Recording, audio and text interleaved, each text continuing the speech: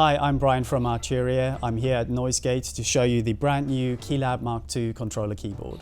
Right, so the KeyLab MKii range consists of the KeyLab 49 Mark II and the KeyLab 61 Mark II, both available in black or white. So there are quite a few exciting new features on this range of KeyLabs.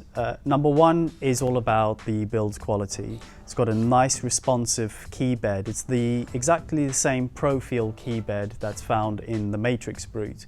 We've included that on here because it's good quality, it feels really good. Next thing is the build quality of the actual casing. So it's solid metal construction, very nicely built. It's got a nice bit of weight to it as well. So it's extremely solid to use in your home studio. But of course, if you're wanting to take it on the road, it's very, very roadworthy indeed.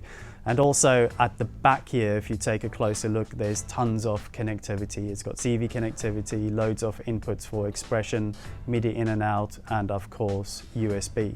So to use it as a standalone controller keyboard, it's excellent to use with your computer and software instruments, but also with the outputs at the back and inputs to work with external hardware. As for the rest, when you buy this controller keyboard, it comes with the full version of Analog Lab with that.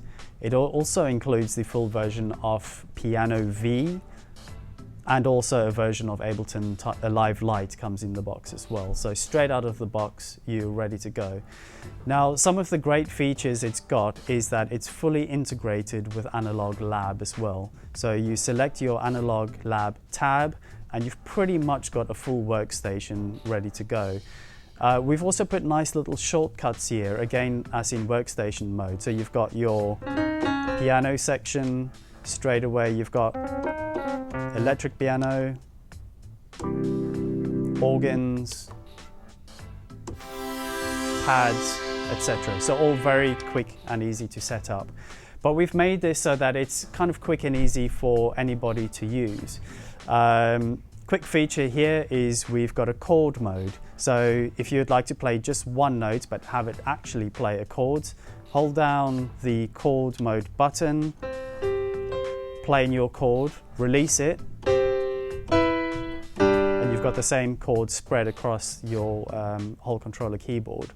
You've got a transpose mode there as well. So if you're playing in C but you would like everything transposed, just select the note and it's transposed to that. And of course you've got the octave up, octave button down as well. We've got the pads on the top, which can play individual notes, but of course you can use that to control, for example, launching clips in Ableton and various other software. We've also got a chord mode on the pads, and that works like this. So when you play your pad, it actually shows you on the display what chord is being played.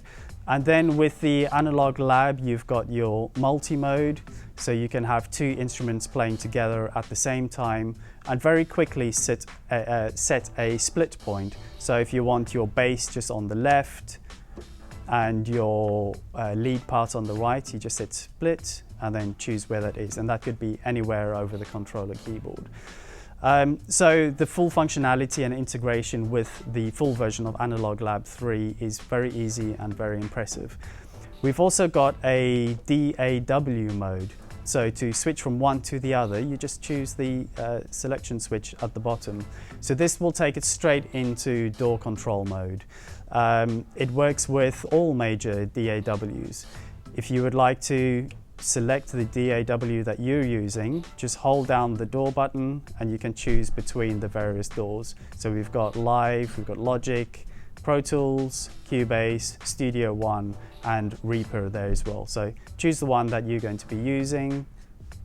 In this case, let's set it to Live. Now, what that does is it will control all the channels here. So what's listed in white, so channel 1 to 8, and then the master on the right.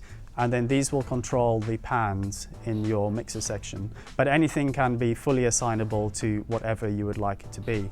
So this would act as like a jog scroll wheel, for example, in DAW mode. We've taken the main functions that people usually use on a controller keyboard and put them on the top surface. So of course we've got the transport panel here, but we've also got the DAW command or user center.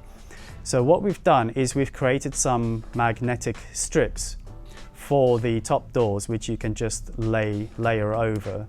So this one is for Ableton Live, and these buttons would control solo, mute, record, arm, re-enable, view, punch in, punch out, metronome, and very usefully an undo button is on that as well. So really the aim here is you don't need to spend too much time looking at the computer screen or controlling a mouse. You can control everything just by switching through these various buttons here and then controlling the knobs, faders, sliders, and the pads to achieve what you want to do.